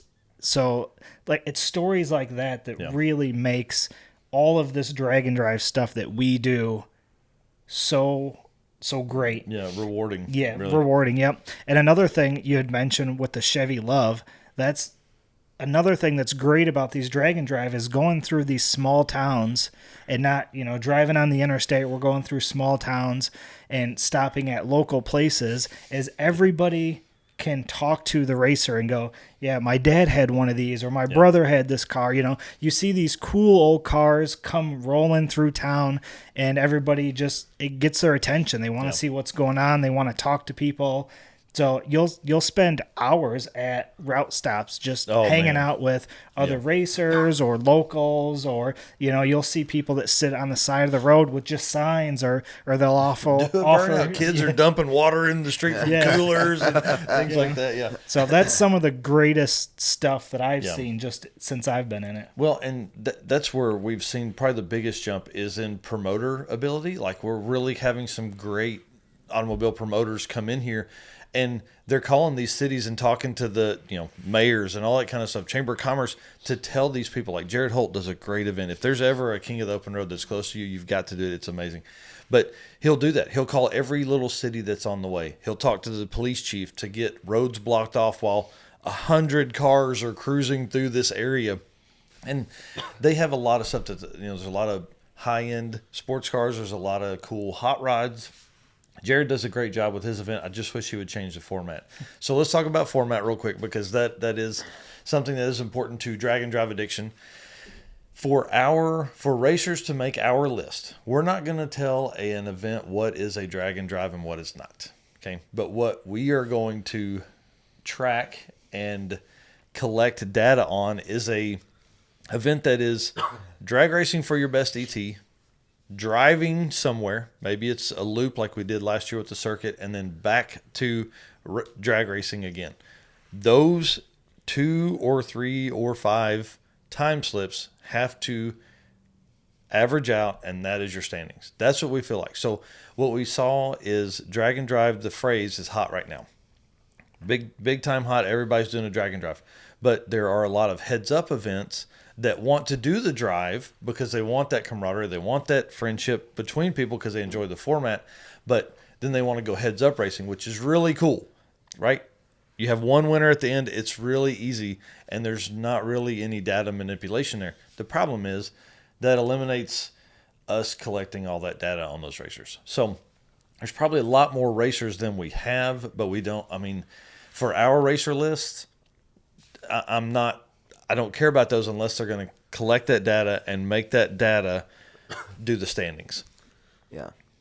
What's for somebody who wants to go? So like, if you have just a standard street car, regular seatbelt, no cage, how fast can you go? 1150. 1150. Yep. Okay. Now some of the later model cars you can go. Can you go 9.0 with stuff? I was thinking it was something like that. Yeah, I think you can go 9.0 with like a 14 or newer car. Okay. So and that would be fast enough. I mean, you're going to run 150 miles an hour. Right. So, Okay. Yeah. So you can do that, but it's very limited. You need to look at a lot of the NHRA rules to talk about that. But typically, anything older than, let's say, 2014, you're going to need to have at least some kind of roll bar.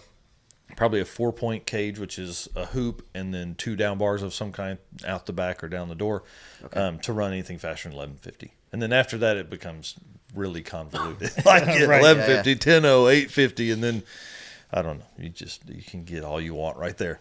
But I love 850 stuff because the cage is easy to get in and out of the car. You can have removable door bars. You can take that door bar out of the way. But It's so nice. Yeah, my buddy's Viper has that. It's just in and out, super easy. Yeah, and so there's a lot of like Vipers that have like a 6.0 cage in them. Ned Dunphy just built like Juggernaut. Yep. And Ned Dunphy just built a brand new Viper to come out. Yeah, yep. I'm excited to see that run in person. Man. Yeah, 6.0s at one of the events earlier this year. He was working on his licensing passes, 240 miles an hour. That car has not even been sorted, but it got pretty close by World Cup finals. So yeah, I'm super excited. Are you guys going to Texas 2K then? probably not. That's on your scene? Well, so I think it will become. There's a lot of opportunity there for us to grow with those people to bring them over to the drag and drive community because Texas 2K, FL 2K, right? It's just I traveled 12 weeks this last year, so I've really got to kind of pick which events are important. And if I'm gone, for Southeast Street Meet, I was gone 7 days. For Drag Week, I was gone 9. And for September of this year, I drove to South Carolina, did 9 days on the road, came back home for 2 days, flew to Detroit, spent 3 days in Detroit, then another 6 days on Race Week. So I was gone 3 weeks out of a month there in all of September. So the wife doesn't like that very much. So I really got to be careful. So once I start adding like Texas 2K or FL 2K into that mix, it's more things to worry about and juggle. And you got to, That's what I was telling Dan before we started. Like, you guys are in a very specific niche. Yeah. And you're very big within it, which is pretty awesome, at least from the, again, outside looking in. Thanks. We appreciate that. There's just something to be said for that, just being within that specific niche, because you guys have created such an awesome following. Well, if you want to get a little nerdy about that real quick. Sure. So, a lot of guys talk about the hard part for automotive car guys is we want to document everything we do, right? So that's what we were doing with Narcoleptic Customs, which is our builds. It was my event stuff. It was all the things that we went to, we documented it there. And that was really the reason that channel was created, I built a shop at my house. My brother is a great fabricator. I wanted to document those. I wanted to grow the YouTube channel. I wanted to, all the stuff. One thing that was really cool about having that channel is we now have videos of my dad. We lost him in February of 20. And those videos would never exist if I had not started recording, right? Fast forward to losing him, I was like, listen, he was 62. I'm like, if that happens to me, like, I got 30 years, right? Or 26 years. At that point, I'm like, there's no way, dude. I'm getting to living. You know what I mean? Yeah. And so we did. I signed up for Race Week, and everything's changed since then, right?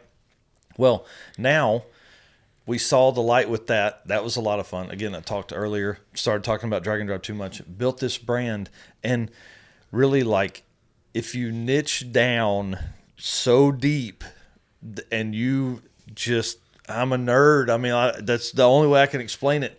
But like, that's how we've grown, is because I've found stories that nobody has cared to tell. Steve Eden and Pete Holm, nobody knew who they were. Nobody. And these guys had competed 14 times. They were the only people to ever have completed every Hot Rod Drag Week. They had entered for that many times. People have done it obviously 5, 6, 8, 10 times, but nobody had done it like them and in a row. Like, I don't know how you even like that. That's a strategy that starts from day one. Like, you have to go, hey, we're going to do this. And just because they drive a 12-second car doesn't mean it's easy. They've rebuilt transmissions in ditches before. They've put engines in that car in O'Reilly's parking lots. They've put an axle in at a racetrack one time and had to like drive 8 hours round trip to go pick one up from their house. Like, these old dudes showed a lot of young dudes that they had the heart that those young dudes didn't. So nobody would have known that story. So as we're telling these, the family's reaching out, the family's saying, nobody's ever told their story. Nobody's ever talked to them. So now I look like this big dork every time I see Steve and Pete, because I'm like, oh my God, guys, what are you doing? And now we are race car friends. I mean, like, every time we see them. But those two dudes, you can't find them on social media. They finally have Facebook pages, finally. But they both carry jitterbug phones. They don't take any pictures with them or anything like that. So it's really pretty fun to draw that kind of stuff out and see that stuff and be able to, again, document the stories for these guys. Because there's going to be a point where I'm going to be a grandfather at some point, right? I'm 42 now. My daughters are 13 and 10. They will hopefully have children in the future. I will be the old man, and they'll be like, whatever, Pawpaw. And I'm going to be like, no, right here. Pawpaw did it. I'll be able to show you on YouTube. And that's one of the biggest reasons we do this is because of the documentation, not just the nerdy stuff that I really geek out on, but because we're telling the stories of all of these racers, and those racers will be able to go back in the future and be able to show these people that they actually did it. So agreed. That's exactly what we're trying to do with this. Like, we're going to be having some legends coming on the podcast here in the next couple weeks, which I'm really excited. Like, old names from, the 90s, 2000s, people who competed at a very high level. And one of my buddies reached out trying to get somebody else on. And he's like, man, we got to document some of these old guys, man. Because, 3 of the 4 within this space are gone. Yeah. So it's like, let's get these stories while we can. And it's really exciting. I don't want to disclose too much, but it's going to be super cool. Yes. But because we are running out of time here, we do have to ask the usual 3. And since there's 2 of you, it's going to take a little longer, probably. I'm ready. Let's start with Eric. I wasn't can go prepared first. for this. No, huh? I don't know if he's listened to any of the podcasts, so this will be fun. We'll start with him, and then we'll go to me. All right. So what we ask our guests at the end of every show is you can pick 3 cars. You have unlimited budget and unlimited imagination. Swaps are okay. Anything you can muster up. But I need a show car, a track car, and a daily driver. Oh, man. Yeah. So let's do show cars first. Show car? Any car, unlimited budget. Yeah. Oof. Okay, I'll go. I know what mine is. You already know yours? 67 to 73 Jaguar XKE V12, bright red camel color interior. That's the only car that I would own and not modify. The only one ever. Stick shift. That is my jam. A $200,000 car that I would buy and not touch. That's a first, I think, huh? Yeah. Repeat it again. What was it? Yeah, like a 67 to 73 Jaguar XKE V12. That long nose, short back convertible. Yeah. Bright red wire wheels, camel interior. V12. Gotta be a V12. I'm not usually that guy. But I'm usually a hot rod guy, which we'll talk about the other 2. That's my stuff. But, that car, to me, I don't know. It is beautiful. Okay, so that's your show car. Yeah. Okay, so track or daily, whatever you want. We'll come back to you. We got to give you some time. Yeah. Give me a little bit. So track car, I'm probably going to do something like a early 70s Nova. My dad had a Nova when he passed. It was sold, so he had a 74. I will build one of those one day as a tribute to him. And it's probably going to be a small tire car, 235, 275 tire, big inch turbo LS. I'd like a big single turbo 98 millimeter and a huge converter. This is funny because a lot of the guys that are listening to this will probably not understand what I'm saying, but I want the turbo spool to punch you in the face. I want this car to be laggy and dumb. You don't even like to drive. It makes 300 horsepower all around until the turbo comes on. Then it makes 1,500. So that's what I would like. That would be my track car, but that's probably my track / drag and drive car. I'm gonna drive that all the time. It's gonna be built for drag and drive. And then my daily driver if we're unlimited budget, I have a C10 truck, a 66 C10 truck. that we've basically built to do that. But it would have a simple turbo LS, which it has now. It's got a 4L80, which is an overdrive transmission. I can drive that truck anywhere across the country, and that's what I would do it with. But it would have AC. It doesn't have AC now, and it's got a lot of rust in the rocker panels and stuff like that we've fixed over the years, little stuff, but it would sit real low on some 18-inch wheels and just cruise. Patina paint, perfect interior. All the door gaps would be closed and nice and it not rattle like this stupid truck does. But my grandfather bought that truck in 67, and I got it in 95 when I turned 14. Wow. So yeah, it makes 500 wheel now, and if I would fix the drive line, the drive shaft in it, I would drive it here. So that would be my daily. That generally is my daily. That's on the to-do list. Yeah, definitely. It's on. I've got to get the transmission fixed in the death cart that I have, and then give that car away, and then we're moving on to the truck. Well, you had mentioned that earlier. You were talking about projects, right? There's car guys. I call them the shelf. I got cars sitting in shops, right? They got other shit stacked on top of them. Yep. Yeah, I've got every guy's got one or two of those in their garage, right? Or anyway, a good car guy does normally. Oh yeah, we both have few project cars ourselves. Yeah. All right, so I had a little bit of time to think now here. So when I think of a show car, I'm thinking something like a Resto Mod is what came to mind. So my dad has always been a Nova guy, so I'm going to go with 69 to 72 Nova. Resto Mod I want, AC in it. Has to have some kind of LS. That's what I'm all about. So some type of LS, probably turbo. I think that's going to be my show car. Track car, I am a Fox body person. My very first car, I was 13. I got a Fox body Mustang. Today, I have a Fox body Mustang 6-liter twin turbo LS. I think I'm always going to have a Fox body. So I think that's going to be my track car. And then the last one was daily driver. This one might seem a little odd, but unlimited budget. Honda Civic. I don't live in Illinois. Okay, I want to clear that because this daily driver, I'm not going to drive in the snow, so I'm going to live somewhere where it's warm. Oh, okay. I want a rat rod pickup truck as my daily. I want something crazy unique.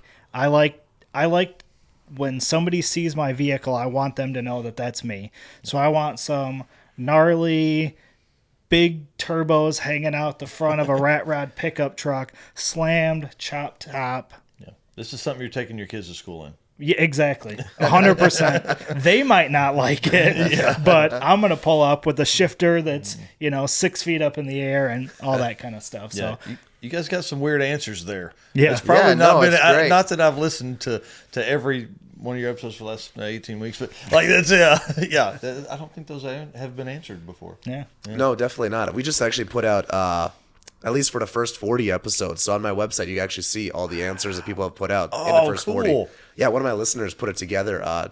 Shout out to Tony. I can't think of his last name, Kranz, something like that right now, but Slow Panda on Instagram. He put it together, and I'm like, dude, this is awesome. So Yes. gave him some free prints. I'm like, dude, thank you so much. But That's yeah, really so we cool. will update that list at some point because now we're on episode. You guys are 59, so What? That's Oh, crazy. wow. Dude, that's a lot nuts. of 1 to 2 hour conversation. It really is, and that's why I love this stuff, is because you have the opportunity. I mean, like, let's be honest. Would you ever have had idiot drag racers on the show, especially at the level that we're doing this? I mean, I leave my job to be Yeah. I hate to even say content creator because, like, I don't know. It's a That's bit of a right. taboo term. Yeah. Yeah. It's I mean- weird. I always think of yoga pants, and I'm not doing those again. The time flies, though. I mean, time. it doesn't feel like we've been sitting here Oh, yeah, this we could long. do this for a couple more hours. Oh, for yeah. sure. Oh, please easily. let me talk. Especially now you just brought up Fox bodies. I don't know if you noticed my shirt. Yeah. Oh, I've been looking at it. yeah. Yep. But I got a feeling that you're not a LS guy, though. Absolutely not. I am a Ford purist Yep. through and through. Yep. But I do have a small collection of Fox bodies that I absolutely love. They're what Yeah. one of the reasons that hooked me and pulled me in, and I moved on because I like cup holders and things that work well. So I got into the S550 game, and I haven't really looked back. But I've got some collectors and stuff sitting on 4 posts and cars that I drive every Oh, once in a cool. while. Yeah, Yeah. very cool. So Yeah, Yep. you know, Yep. we were running around to. There's not very many Fox bodies at PRI. no, actually, Yeah. you're seeing few and few of them. I think even Yep. at shows. Yeah, and Yeah. the ones that are there are gorgeous. The one car I have noticed is C4 Corvette. Like, did y'all see that? There's like 3 of them there. There's like that silver time attack, and then the land speed car and Borowski engines. Yeah. I think that's probably the next car that's going to get hot and stupidly priced. Yeah. Yeah, sadly. You heard it here, folks. Yeah, right. Well, yeah, I just can't imagine wanting to drive an '89 Chevrolet Corvette around. Well, I want to say thank you. This has been really fun. We are, 100 and something podcasts in of interviewing people, so we don't get interviewed very much. This has been amazing to be a part of this. And you guys, obviously I listen all the time. I've listened to, at least 18 episodes probably, so I got 30 or 40 hours of listening to your voice and talking about stuff. And it's really cool to like meet people that do a lot of the same things we do and are into that same kind of stuff, just maybe a little different way. Yeah, dude, it's awesome. I mean, I see it as like, I almost want to call myself a journalist, but I feel like journalists will be mad at that. Yeah, right? Right? Because, like, people who actually have writing skills. Yeah, I can't write. So I can't write worth a damn. GPT, shout out to you, bud. I kind of give it a direction. I'm like, this is what I need it to be at a third grade reading level. But nonetheless, where can people find you? Oh my gosh. So if anywhere that you're looking for stuff, type in drag-in-drive and you'll come across our stuff. Drag and Drive Addiction is obviously spelled one way, but we have, dragonDrive.com, Drag and Drive Addiction on everything, but we are most active on Instagram, and that's drag_in_drive. Yeah, I noticed your SEO is very good too. I was able to find you pretty easily, so that's pretty sweet. Well, and that's another reason to niche down. We really got deep on this, and it's because I felt that it was going to grow like it has, and so we really started. We bombard people with content. We have more than 3,000 posts plus whatever we put on. Yeah, that's what he said. He's like, these guys are active. Yeah. We're on like every social media platform. We're on Facebook, Instagram, TikTok, YouTube. We are less than 10 away from hitting 6,000, by the way. I just checked. Oh, wow. That's a jump from last time I looked. We're on Carmunity. We're on Throttle. We're on us personally. We're on LinkedIn. We're on X. Like, you name it, we are trying to be there, and we are trying to post everywhere. We always say we're going to force it down everybody's throat until they like us. Yeah, that's right. So it's a good strategy. Well, and the one thing that we see a lot of, and I know we're probably over here, but the one thing we see a lot of is people posting the same content at all places, and we definitely don't do that. So folks that follow us on Instagram will see a almost completely different feed than people that follow us on Facebook and YouTube and things like that. So we feel like that one adds another level of why follow us wherever you're looking, but at the same time, like, we have so many followers. Like, we're going to cross 70,000 followers on Instagram probably this weekend, but we're running around the show today, and we were talking about on the way over, we've posted one time on each page each day, but I have 150, 200 pictures and videos on my phone, and then you've taken 500 photos on a real camera and another 80 or 100 on his phone. You know what I mean? Like, it's a lot. It's crazy to think that. And so once we get home, we'll start dumping all that. But we've got a 9-hour drive we're making tomorrow night to get back to the house. If you're dropping exclusive content on each platform too, you guys are busy then. Yeah. It's very, very busy. And then, also trying to keep up with the stats. That's the other thing. So the great thing about rallies is they have generally a pretty good idea of web development. Drag and Drive is not like that. Drag and Drive is handwritten time slips and names and things like that. So then I'm manually typing those in. I'm correcting. One of them is Bill. One of them is William. Same dude, different entries. So I've literally hand looked paper on the computer screen, making sure my lines are correct for more than 2,100 racers, at least after every event. So just adding people, making sure things are right. Because we haven't even talked about the world champion point series. We'll do that on another episode. Yeah. But after we get the point stuff set up for 2024, which will come later next week.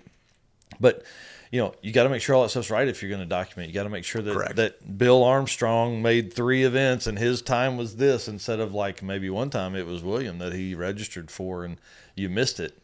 So, then Bill goes, "Hey, man, I was at race week. We were talking about I won the stick shift class." I'm like, "No, William Armstrong, right? Won that one." So, anyways, but again, thank you. You. We'll let you guys get back to your life.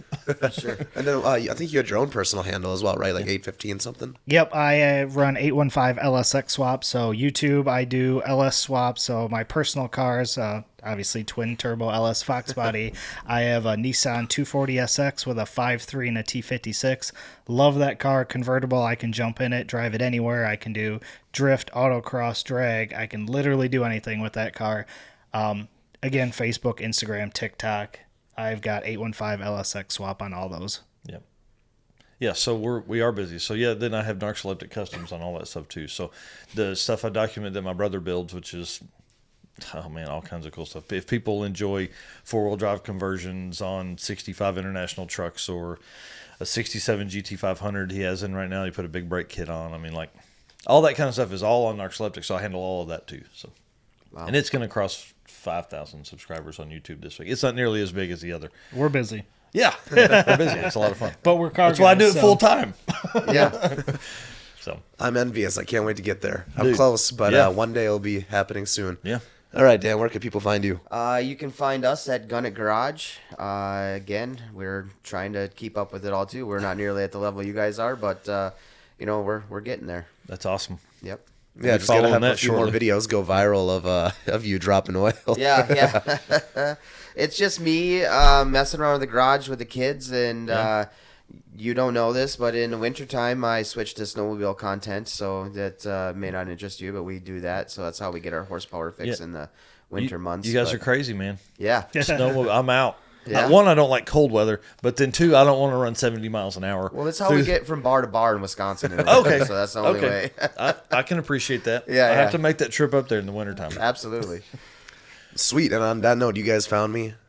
Monoxide, literally everywhere, monoxide.com. Sign up for the newsletter. Quick shout out to our sponsor, of course, Raise a Hood. People keep thinking it's Raisin Hood. It's raiseahood.com.